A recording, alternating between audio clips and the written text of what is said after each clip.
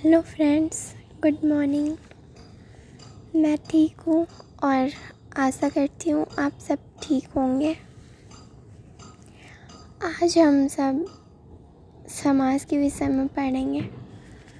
आप लोगों ने समाज तो पढ़ा ही होगा, लेकिन इस वीडियो के द्वारा हम कुछ अलग जानेंगे। आइए अब हम जानते हैं कि समाज किसे कहते हैं, इसके कितने प्रकार होते हैं एवं कौन कौन से समाज में कौन सा पद प्रधान होता है। सबसे पहले समाज के बारे में जानने से पूर्व एक महत्वपूर्ण विषय के बारे में चर्चा करेंगे। जैसा कि हमने वेद के बारे में सुना है और वेद को अपौरुषेय माना गया है। अपौरुषेय शब्द से ही पता चलता है कि आ का मतलब नहीं एवं पुरुष मतलब कोई व्यक्ति, अर्थात जिसकी रचना किसी पुरुष ने ना की हो, उसे अपौरुषेय वेद कहा जाता है।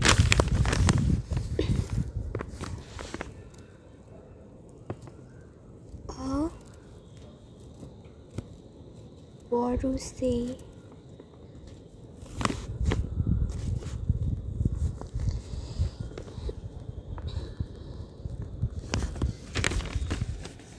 जिसका निर्माण पुरुष के द्वारा होता है उसे पौरुषेय कहते हैं।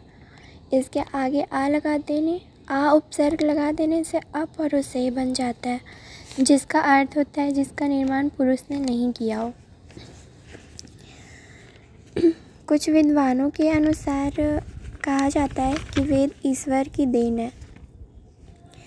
यह स्वयं ईश्वर से प्राप्त हुआ है एवं इस वेद को वेद व्यास ने 4 भागों में विभाजित किया है। जो 4 वेदों का नाम इस प्रकार है।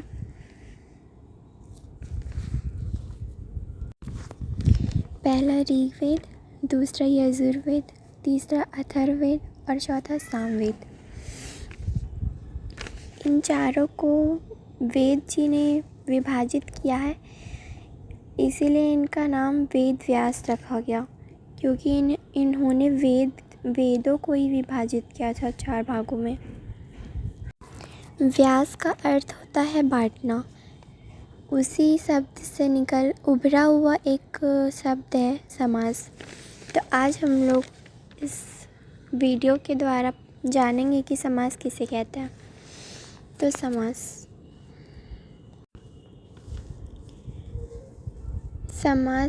का अर्थ होता है जोड़ना या फिर संक्षिप्त करना। व्यास का अर्थ होता है बांटना एवं समास का अर्थ होता है जोड़ना, संक्षिप्त करना, छोटे शब्दों में उसे बनाकर लिखना। तो समास में हम लोग संस्कृत में ऐसे जान सकते हैं सम सनम समासा। ईजी वे में ऐसे हम लोग समझ सकते हैं। अगर ऐसे बोलने में दिक्कत होता है, 2 या 2 से अधिक शब्दों के मिल से उत्पन्न विकार को समास कहते हैं। या वाक्य को संक्षिप्त करना, छोटा कर देना ही समास कहलाता है, या फिर संक्षिप्त ही समास कहलाता है। इतना हमें बोलने की ज़रूरत नहीं है, सिर्फ हम लोग थोड़ा सा बोल सकते हैं सम सनम समासा। जैसे कि यहाँ एग्जाम्पल में दिया हुआ है 10 है आनंद जिसका। इसे बोलने में हमें बहुत अधिक नहीं पर टाइम लगता है। 10 है आनंद जिसका, इसको हम लोग सीधे शॉर्ट फॉर्म में ऐसे बोल सकते हैं 10 आनंद। इससे बोलने से अच्छा है इसको बोल देना। इतना लंबा बोलने से अगर हम लोग इसको बोल रहे हैं तो फिर क्या दिक्कत है। हमारा सेकंड एग्जाम्पल है पुरुषों में जो उत्तम है। तो हम लोग इसको ना बोल करके पुरुषोत्तम बोल सकते हैं, एक छोटे शब्द में, एक छोटे से वाक्य में। ऐसे हम लोग समझ सकते हैं कि बहुत बड़ा वाक्य या बड़ा शब्द को हम लोग छोटे शब्द के द्वारा भी समझ सकते हैं। अब हम लोग जानेंगे कि समास में कितने पद होते हैं। तो समास में मुख्यतः 2 ही पद होते हैं, 2 से अधिक पद नहीं हो सकते हैं। 2 ही मुख्य पद होते हैं। पहला तो पूर्व पद एवं दूसरा उत्तर पद। मतलब पूर्व कहने का अर्थ है पहले और उत्तर कहने का अर्थ है बाद में। जैसे कि यहाँ पे एग्ज़ाम्पल में दिया हुआ है नीलकंठ। तो नीलकंठ में नील शब्द जो है वो पूर्व पद है और पूर्व का मतलब होता है पहले, एवं कंठ यहाँ है उत्तर पद। उत्तर पद का मतलब होता है बाद में। तो समास में मुख्यतः 2 ही पद हो सकते हैं, पूर्व एवं उत्तर। 2 ऐसे समास हैं जिनमें अनेक पद हो सकते हैं। अनेक पद कहने का अर्थ यह है कि बहुत सारे पद हो सकते हैं उसमें, जैसे कि 10 है आनंद जिसका, या फिर 5 गंगाओं का समाहार। तो ऐसे वाक्य में बहुत लंबा प्रयोग हो रहा है, तो ऐसे वाक्य बहुव्रीहि एवं द्वंद्व समास में ज़्यादा देखने को मिलते हैं। हम लोगों ने देखा कि समास को हम लोग कैसे समझ सकते हैं या फिर उसे कैसे बोल सकते हैं। सम सनम समासा, या 2 या हिंदी में हम लोग अगर ऐसे समझे तो बोलेंगे कि 2 या 2 से अधिक पद को संक्षिप्त कर देना समास ही कहलाता है। अब हम लोग जानेंगे कि समास के कितने प्रकार होते हैं। तो आप लोगों ने हिंदी में तो पढ़ा ही होगा कि समास के 6 प्रकार होते हैं या फिर 6 भेद होते हैं। अव्ययी भाव समास, तत्पुरुष समास, बहुव्रीहि समास, द्वंद्व समास, द्विगु समास एवं कर्मधारय समास। परंतु लघु सिद्धांत कौमुदी पुस्तक जिनके लेखक है वरदराज, लघु सिद्धांत कौमुदी पुस्तक के अनुसार समास 6 नहीं बल्कि 5 प्रकार के होते हैं। पहला केवल समास, दूसरा अव्ययी भाव समास, तीसरा तत्पुरुष समास, चौथा बहुव्रीहि समास एवं 5वां द्वंद्व समास। यहाँ पे तत्पुरुष समास का भेद एक कर्मधारय समास है,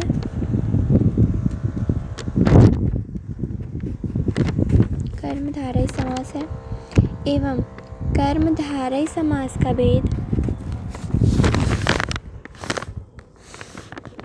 तत्पुरुष समास का भेद कर्मधारय समास है, एवं कर्मधारय समास का भेद एक द्विगु समास है।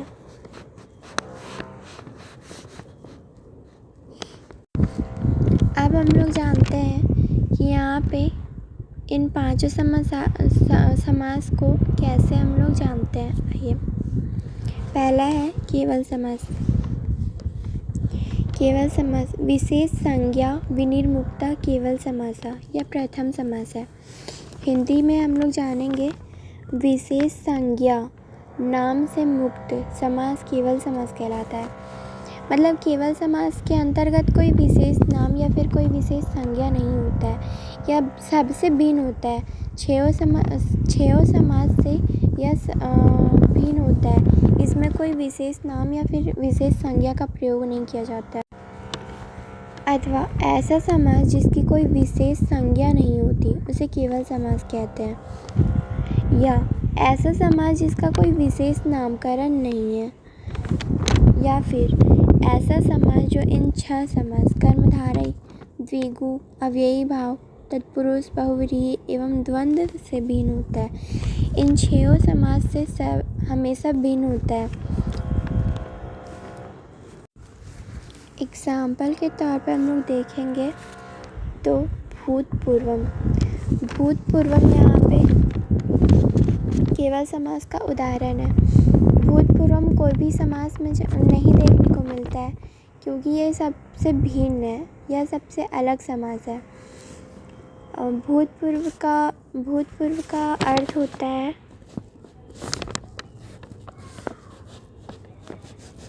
जो पहले हो चुका है।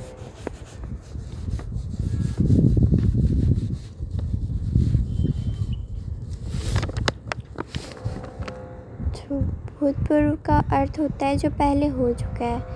तो आज तक हम लोगों ने कोई भी समास में ऐसा नहीं पढ़ा है कि जो हो चुका है या फिर वागर्थाविव।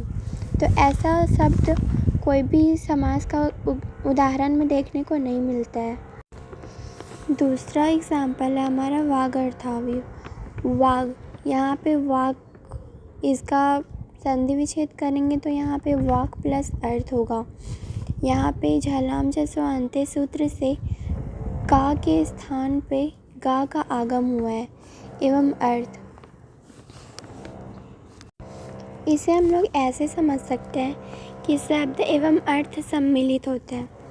जैसे कि एक शब्द है, जैसे कि आम, तो आम एक शब्द है तो उसका अर्थ अलग नहीं हो सकता है। आम अलग नहीं हो सकता है एवं अर्थ भी अलग नहीं हो सकता है, वो दोनों एक दूसरे से सम्मिलित होते हैं, इसीलिए इसे वाग अर्थावयव कहा गया। ये था हमारा केवल समास का उदाहरण एवं केवल समास किसे कहते हैं। अब है हमारा दूसरा समास जो कि है अव्ययी भाव समास। अव्ययी भाव समास, इसे हम लोग ऐसे समझ सकते हैं, प्रायेण पूर्व पदार्थ प्रधानो अव्ययी भावे समासः, यह द्वितीय समास है। प्राय अव्ययी भाव समास का पूर्व पद प्रधान होता है। समास में दो ही पद होते हैं, पूर्व एवं उत्तर। तो अव्ययी भाव समास में जो पद है वह पूर्व पद प्रधान होता है, या फिर अव्ययी समास में पूर्व पद अव्ययी होता है। जैसे एग्जाम्पल में हम लोग देखते हैं, यथाशक्ति,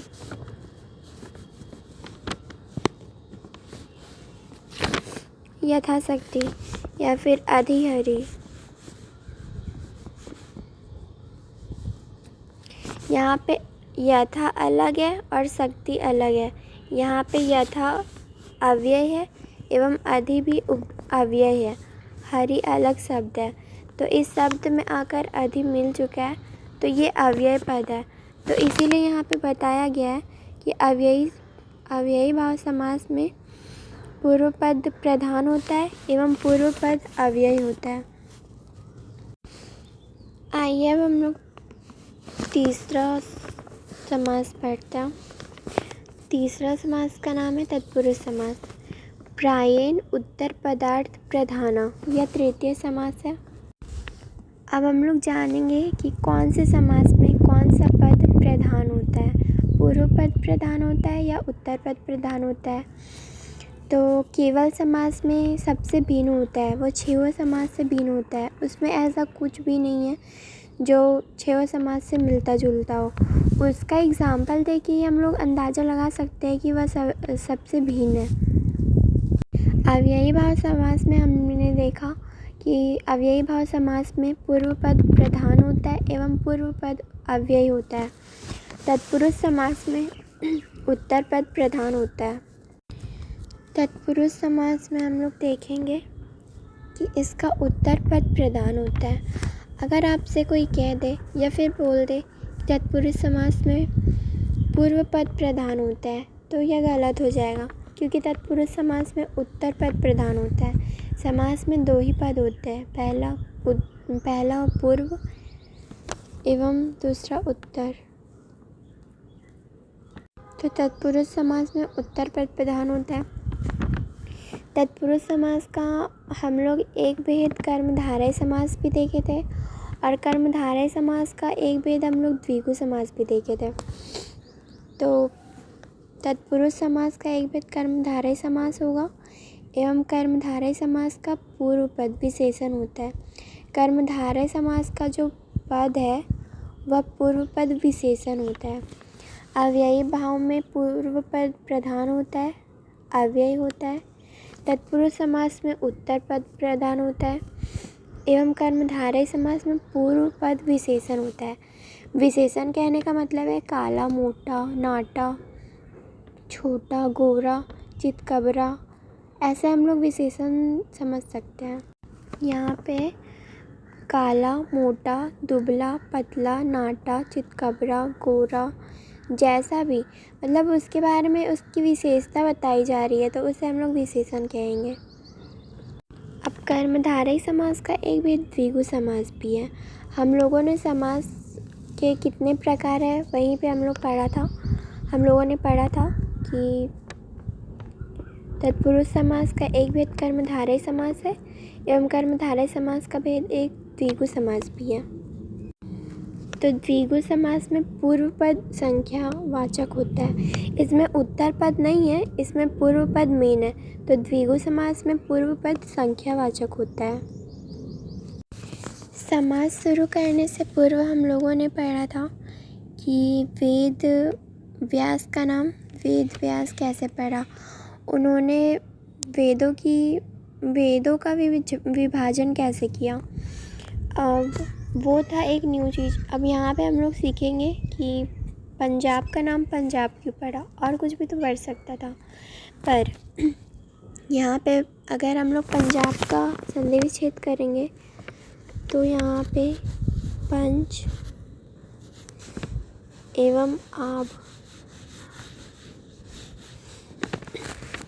झलाम जैसे अंत्य सूत्र से यहाँ पे जा के स्थान पर जा का आदेश हुआ। तो ये जा में जाके मिल जाएगा, तो यहाँ पे पंजाब बनेगा।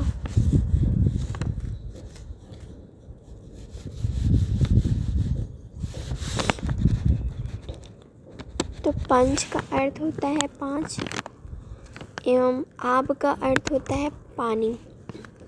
5 नदी का पानी मिला है, 5 नदियों का पानी मिला है, इसलिए यहाँ पे पंजाब कहा जाता है।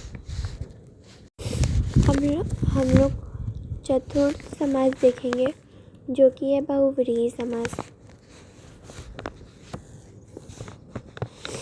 प्रायेण अन्य पदार्थ प्रधाना बहुव्रीहि चतुर्था। बहुव्रीहि समास में अन्य पद प्रधान होता है। जैसे कि हम लोग बोलते हैं पीला है जिसका अंबर, तो पीताम्बर। तो पीताम्बर में हम लोग ऐसे बोलते हैं कि पीला है जिसका अंबर। तो पीला है जिसका अंबर ये किसी और को संबोधित कर रहा है, तो ये अन्य पद हो जाएगा।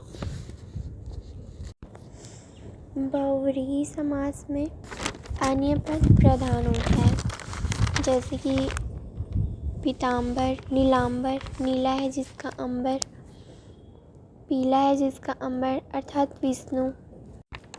अब हम 5वां समास देखेंगे, जिसका नाम है द्वंद्व समास। प्रायेण उभय पदार्थ प्रधाना द्वंद्व पंचमा। ये पंचमी समास है, पंचम समास है। उभय का अर्थ होता है दोनों। यहाँ पे उभय प्लस पदार्थ है, तो उभय का अर्थ होता है पदार्थ, उभय का अर्थ होता है दोनों। द्वंद्व समास में दोनों पद पूर्व एवं उत्तर प्रधान होता है। जैसे कि माता च,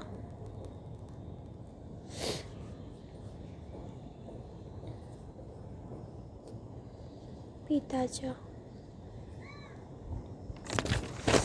तो ये द्वंद्व समास का उदाहरण है, जिसमें से पूर्व पद भी प्रधान होता है एवं उत्तर पद भी प्रधान होता है। तो ये था समास का 5 प्रकार। अब हम लोग जानेंगे वृत्ति। वृत्ति का अर्थ होता है संस्कृत अनुवाद। जैसे हम लोग लिखते हैं सूत्र, पदच्छेद, विभक्ति वचन, वृत्ति, तो उसमें एक वृत्ति शब्द आता है। तो वृत्ति का अर्थ होता है संस्कृत में अनुवाद। तो इसे संस्कृत में ऐसे बोला जा सकता है, परार्थ अभिधानम वृत्ति। पर जोड़ अर्थ, पर मतलब होता है बाद, और अभिधानम मतलब होता है बताना, जो दूसरे अर्थ को बताता है या फिर दूसरे अर्थ को बताने वाला वृत्ति कहा जाता है। मतलब कि जो जैसे कि सूत्र है, जैसे कि हलन्त्यम, तो हलन्त्यम सूत्र है, तो उसमें क्या बोल रहा है, तो वो हम लोग वृत्ति की सहायता से समझ सकते हैं। वृत्ति 5 प्रकार के होते हैं। पहला कृत, दूसरा तद्धित, तीसरा समास, चौथा एक शेष और 5वां सनाद्यंत। अब यहाँ पे है विग्रह। वृत्ति अर्था अवबोधनम वाक्यम विग्रह। वृत्ति प्लस अर्थ। वृत्ति के अर्थ का बोध, समझाना। बोध मतलब होता है समझाना, कराने वाला विग्रह कहलाता है। वृत्ति के अर्थ का बोध कराने वाला विग्रह कहलाता है। जैसे कि वृत्ति में कुछ बताया जा रहा है, उसका बोध कराया जा रहा है, तो वही विग्रह कहलाता है। विग्रह के दो प्रकार होते हैं, पहला लौकिक विग्रह और दूसरा अलौकिक विग्रह। जब हम लोग रूप सिद्धि करते हैं तो उसमें लिखने के लिए आता है लौकिक एवं अलौकिक विग्रह। तो हम लोग जानेंगे कि लौकिक और अलौकिक विग्रह कहते किसे हैं। तो पहला है लौकिक विग्रह। लौकिक विग्रह जो संसार में प्रचलित है, जो पूरे विश्व को ज्ञात है कि लौकिक विग्रह क्या है। एवं दूसरा अलौकिक विग्रह, दैनिक जीवन में यह प्रचलित नहीं है बल्कि परलोक में प्रचलित है। यह परलोक में प्रचलित है बहुत ज़्यादा। यहाँ पे अभी आज के जनरेशन में लौकिक विग्रह लिखा जाता है। अब हम लोग जानेंगे शब्द रूप का मूल तत्व।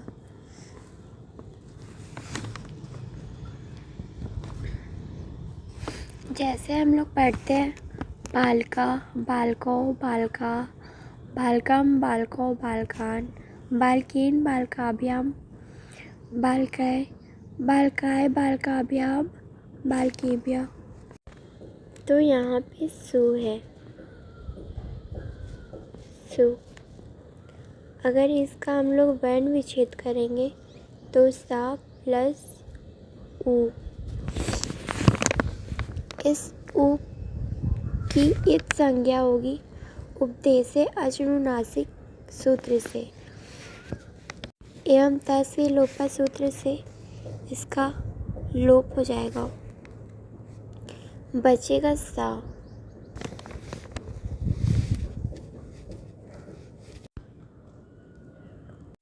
फिर सा आधा सा के स्थान पर सस दूसरे रू से रू का आदेश होगा। इस रू को हम लोग रा हलंत प्लस ऊ, इस ऊ की भी इत संज्ञा होगी उपदेश अनुनासिक इत से एवं तस्य लोपा से इसका लोप हो जाएगा। फिर आधा रा के स्थान ये जो बचा है तो खर वसानियों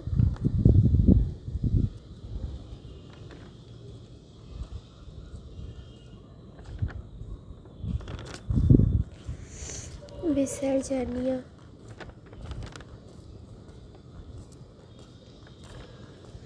इस सूत्र से रा के स्थान पर विसर्ग का आदेश होता है। तो इस तरह से यहाँ पे सु का विसर्ग हो जाता है, तब इसके पश्चात रूप बनता है रामा।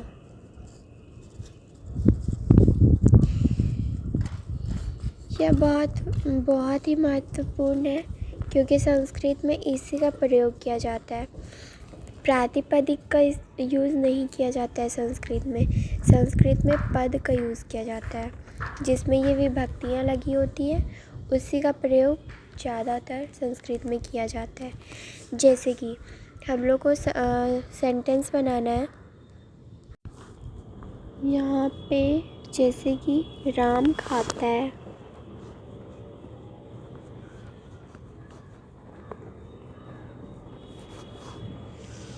राम खाता है। तो अगर हम लोग इसका संस्कृत बोलेंगे तो राम खादति।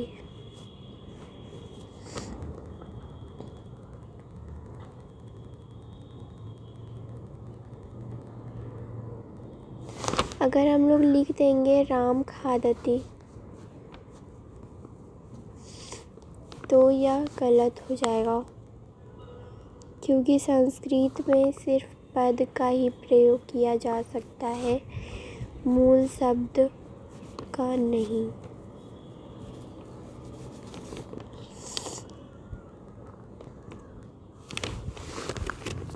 तो प्रथमा विभक्ति एक वचन में ऐसे बनता है, सु और जस, अम और सस, टा भ्याम बिस, गेम भ्याम भ्यस, गसी भ्याम भ्या, गस ओस आम, गी ओस सु। अगर आपसे कोई पूछ दे कि इसका शुभ क्यों नाम है, तो यहाँ पे शुरुआत यहाँ सु से हुआ है एवं अंत यहाँ पे पा से हुआ है।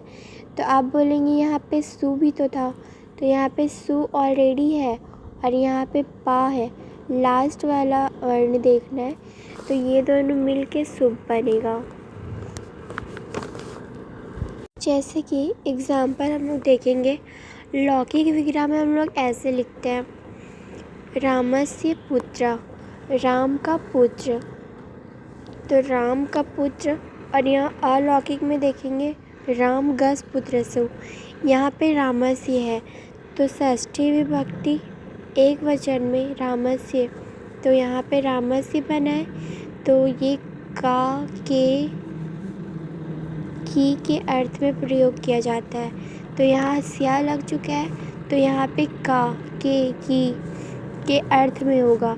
तो षष्ठी विभक्ति एक वचन में यहाँ पे गस बनता है,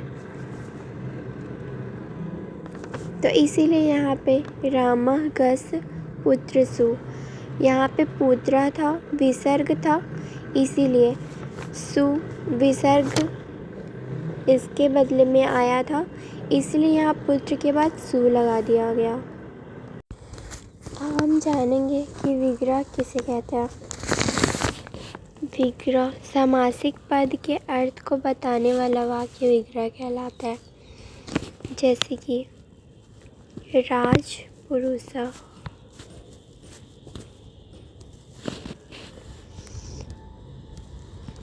तो यहाँ पे है